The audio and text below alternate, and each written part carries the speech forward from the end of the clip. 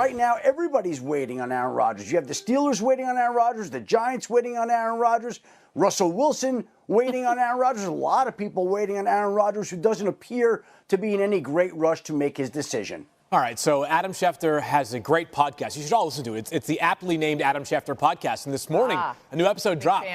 And the title was Following in Favre's Footsteps. And, of course, it dove into, along with Ty Schmidt, the possibility of Aaron Rodgers possibly playing with the Vikings. As Schefter just said, that right now it doesn't seem like it is likely. Until Aaron Rodgers has the door slammed shut in his face by the Minnesota Vikings that they are not going to sign him, if I'm him, I'm biding my time as well. What is Pittsburgh going to do? Who else are they going to go out there and sign? Are they going to bring Russell Wilson back? Maybe. I don't think they feel as though the ceiling is high enough, though, with Russell Wilson.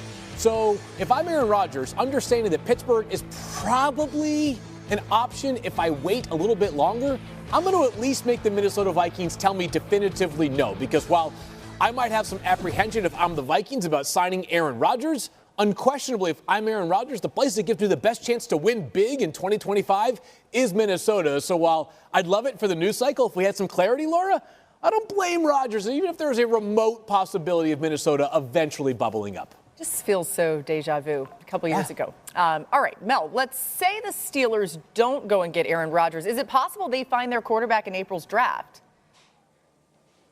You know, is Shedeur Sanders going to fall to the Steelers? Is Jackson Dart going to fall to the Steelers? Maybe. I don't think so based on what I'm hearing. But, hey, you never know. And then Tyler Shuck from Louisville, will he be there? I think he will definitely be there. Will they take him there? I think that would be a stretch. Then you get into no second-round pick. That went to Seattle for DK Metcalf. So all of a sudden you're thinking third round was Jalen Milroe from Alabama or Will Howard from Ohio State or Kyle McCord from Syracuse going to be interesting at that point, or Dylan Gabriel, Oregon. So they're going to be, I think, third, fourth-round options, Laura, not having that two. Will Tyler Shuck be there in the second round? He could, but like I said, they don't have that choice. So they go first round to third round, okay? So that's going to be where it's going to be tricky to see what direction they want to go because, like I say, right now, I don't think Shedeur or Jackson Dart will be there when they pick unless they want to try to move up. If Dart slides a bit, we'll see how that all plays out. They could be scrambling if this doesn't get solved before then. And again, the Russell Wilson of it all, he visited the Browns, the Giants. We'll see where he ends up landing. But let's get into some top stories. And for a little bit more on that, we go back to Adam Schefter. We go to the other Pennsylvania team, a bittersweet day in Philadelphia. Adam, what more can you tell us? Laura, the longest tenured Eagle in franchise history, Brandon Graham, who played 15 years for the Philadelphia Eagles, announced his retirement from the NFL today. His final NFL game will have been the Eagles' Super Bowl victory over the Kansas City Chiefs, in which he came back from his torn triceps injury to play 15 quality years in Philadelphia, somebody immensely popular in and out of the locker room. Azeez Ojulari, the former Giants pass rusher, followed the same free agent path that Saquon Barkley did, from New Jersey to Philadelphia, to go from the Giants to the Eagles, landing a one-year, $4 million deal. The Eagles bring an added pass rush, and they're hoping they get the same kind of production that they did from another Giants free agent last year. And the Eagles also extended their All-Pro right tackle Lane Johnson by 1 year through the 2020 season, guaranteed him more money, but tie him down long term, just as they did with Saquon Barkley, giving him more money and brought back Zach Bond. And so while the Eagles have made a number of moves like Azeez Ojulari, they've also invested in their own, making sure that their most productive, important players are taken care of now and for the long-term future. Howie Roseman's so good at that. And we heard, Adam, you reporting on Brandon Graham's retirement. The two-time Super Bowl champ spoke to the media this afternoon. Listen to this. First, I just want to say, 15 years ago, I walked into this city as a young man with dreams, big dreams, a little bit of nervousness, and a whole lot of fire in my heart. I had no idea back then what this journey would bring. I didn't know how many times I would be tested. I didn't know how much I would grow. And I surely didn't know how deeply I would fall in love with these fans and the team in this city. Ooh, you see how much it means to him, how much he means to Philadelphia fans as well. The Eagles have lost a few key pieces from their Super Bowl winning defense this offseason. Milton Williams, Josh Sweat, Isaiah Rodgers all signed deals with new teams. Plus, they traded safety C.J. Gardner-Johnson to the Texans in exchange for guard Kenyon Green and a 5th-round pick. Philly's been relatively quiet so far, but they did sign former Giants pass rusher Azeez Ojulari, as you just heard from Adam, and cornerback Adoree Jackson. Mel, none of this is a big surprise, but where do you have them looking in the first round? They always preferred the trenches. Now, last year they went to the cornerback spot with Quinion Mitchell, then Cooper DeJean, which was a great second-round pick for them, and were key elements in their run to the Super Bowl and their win there. But Milton Williams lost. I thought about Walter Nolan from Ole Miss. That's who I gave them in the mock 3.0. Walter Nolan, Ole Miss, formerly of Texas A&M, one of the top players coming out of high school. You think about Milton Williams, how critical he was to that defense because he was disruptive. And Walter Nolan is quick, explosive, athletic, and very disruptive, and you can move him around. So I thought with Milton Williams moving on in free agency, Walter Nolan had picked 32 field out of Ole Miss. They love those Georgia players. Go to Ole Miss in the SEC and get a Walter Nolan at the end of the first round. Yeah, Ojulari, by the way, a Georgia alum himself. One thing about Philadelphia that we know, Laura, at Males, they are never going to be caught flat-footed. That's kind of the brilliance of this roster construction, is that they kind of forecast the players that are going to depart before they have actually departed. So you think back to last year's draft. They used a 3rd-round pick on Jalix Hunt, this small school product who began his college career as a safety at Cornell. He ends up being drafted in the 3rd round and has a sack in the Super Bowl on Patrick Mahomes. The Eagles have always found a way to bring terrific depth to the forefront when they needed it, but not necessarily in a way in which, hey, they're drafting for need every single year. So between the continued breakout and ascension of Nolan Smith and Jalix Hunt, David Ajabo, and then these free agent signings they have made, who, by the way, Azeez Ojulari and Josh Uche for like a maximum amount of like $7 million.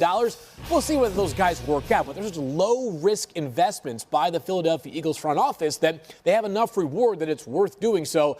That being said, with Philadelphia, even with that good plan in place for right now, they take another pass rusher at 32. Won't surprise me one bit because that is the Eagles' way.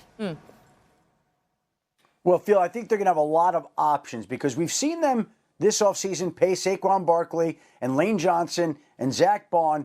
But it's also worth pointing out that with the free agents that they lost, like Milton Williams and Josh Sweat, they are now expected to have 4 compensatory draft picks next year. And over the next 2 drafts, that will give them 20 draft picks, 20 in the next 2 drafts. And they are armed to reload with some good talent. And if you take a look at this team's drafting record in recent years, nobody's been any more successful in the first couple of rounds of the draft than the Philadelphia Eagles. There are their additional picks in the 2026 draft. They're armed to bear in this upcoming draft, and they do have some needs and some holes that they'd like to plug. But they're going to have ample opportunity to do this with all this added draft capital, which also probably will give them added flexibility if they want to come up in the draft, that they really like a player and they want to go get him, or go back in the draft as well.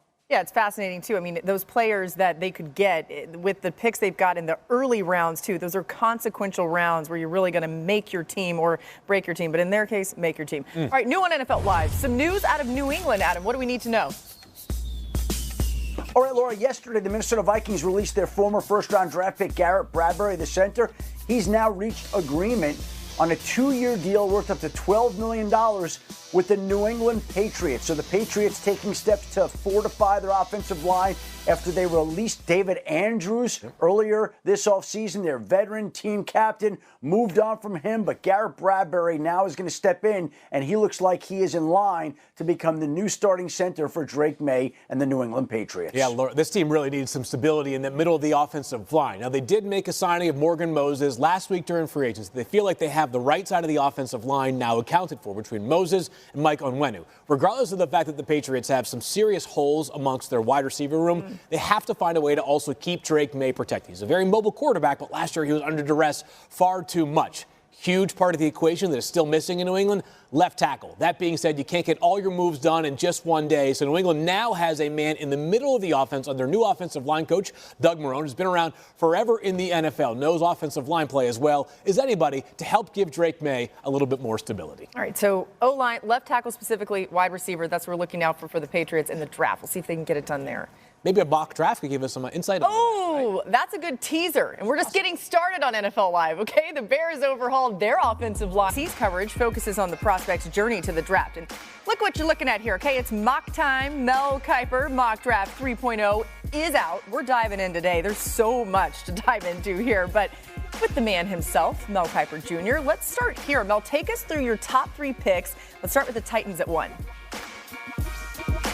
Laura handpicked for Brian Callahan, his quarterback. Inherited quarterbacks, less patience with those guys like Will Levis. Your guy, though, you'll be more patient with. And this is the gunslinger. All the arm angles, the arm strength, the mobility, 17 rushing touchdowns over the last 3 years for Cam Ward. So for Tennessee, Brian Callahan, if he loves this kid, he loves that arm talent. He's got plenty of that, Cam Ward does. They did it at 3 different programs. Lower level at Incarnate Word, then 2 years at Washington State, out in Pullman in weather conditions that aren't favorable all the time, and then certainly this past year at Miami. Abdul Carter, I'm trying everything at Cleveland, Laura. I'm going for the pass rusher here. Pass rusher opposite Garrett, because the wide 9, you got 2 guys now that can attack off the edge. There's a lot of grackles for us to 24, 4.5 sacks to 12 sacks. And the Giants, I'm going to go here for another hand pick by Brian Daboll. Get Brian Daboll type, talk about the father, Archie, to Dion with Shedeur. The fact that the big lights, the big stage, he can handle. Pocket. He's going to do it old school. He's going to do it the traditional way, but you got to protect them up front. Said the same thing about Tom Brady when he came out. You give him protection,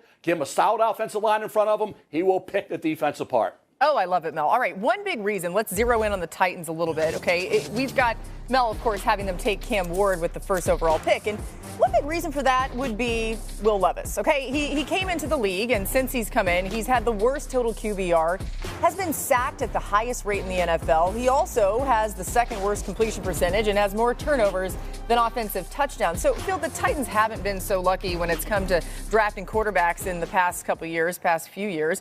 What makes you think that Cam Ward could turn that around? Yeah, this is a much more finished product, is Cam Ward, than Will Levis when he came out. Yes, Cam Ward played those 2